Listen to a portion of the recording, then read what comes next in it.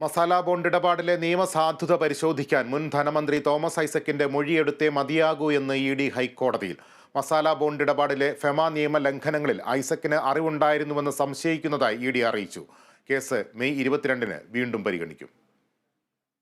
ഹർജി നിലനിൽക്കുന്ന സാഹചര്യത്തിൽ തോമസ് ഐസക്കിന് വീണ്ടും നോട്ടീസ് അയച്ചത് എന്തിനെന്ന ചോദ്യത്തിന് സമർപ്പിച്ച എതിർ സത്യവാങ്മൂലത്തിലാണ് ഇ.ഡിയുടെ വിശദീകരണം. അന്വേഷണ നടപടികളിൽ കോടതി സ്റ്റേ അനുവദിച്ചിട്ടില്ല. അതിനാലാണ് ഐസക്കിന് വീണ്ടും സമൻസ് അയച്ചത്. മസാല ബോണ്ട് ഇടപാട് സംബന്ധിച്ച് തീരുമാനമെടുത്ത പ്രധാന വ്യക്തിയാണ് ഐസക്. കിഫ്ബി ഹാജരാക്കിയ എക്സിക്യൂട്ടീവ് കമ്മിറ്റി ജനറൽ ബോഡി മിനിറ്റ്സുകളിൽ ഇക്കാര്യം വ്യക്തമാണ്. ഇടപാടിലെ നിയമസാധുത പരിശോധിക്കണമെങ്കിൽ ഐസക്കിന്റെ മൊഴിയെടുക്കൽ അനിവാര്യമാണ്. മസാല ബോണ്ട് ഇടപാടുകളിൽ തീരുമാനമെടുത്ത വ്യക്തികളുടെ മൊഴിയും പ്രധാനമാണെന്നും ഇ.ഡി സത്യവാങ്മൂലത്തിൽ വ്യക്തമാക്കുന്നു. അന്വേഷണം പൂർത്തിയാകണമെങ്കിൽ ഐസക്കിന്റെ മൊഴി എടുക്കണമെന്നും ഇ.ഡി കോടതിയെ രേഖാമൂലം അറിയിച്ചു. ഇ.ഡി നടപടികളിൽ നിന്നും ഒഴിഞ്ഞുമാറുന്ന ഐസക് മാധ്യമങ്ങൾക്ക് മുന്നിൽ കോടതിയെയും അധികാരികളെയും വെല്ലുവിളിക്കുകയാണെന്നും ഇ.ഡി ആരോപിച്ചു. കേസ് മെയ് 22-ന് വീണ്ടും പരിഗണിക്കും. അടിയന്തര സാഹചര്യമുണ്ടായാൽ ഹർജിക്കാർക്ക് കോടതിയെ സമീപിക്കാമെന്നും കോടതി വ്യക്തമാക്കിയിട്ടുണ്ട്. Kerala vision news, Kochi.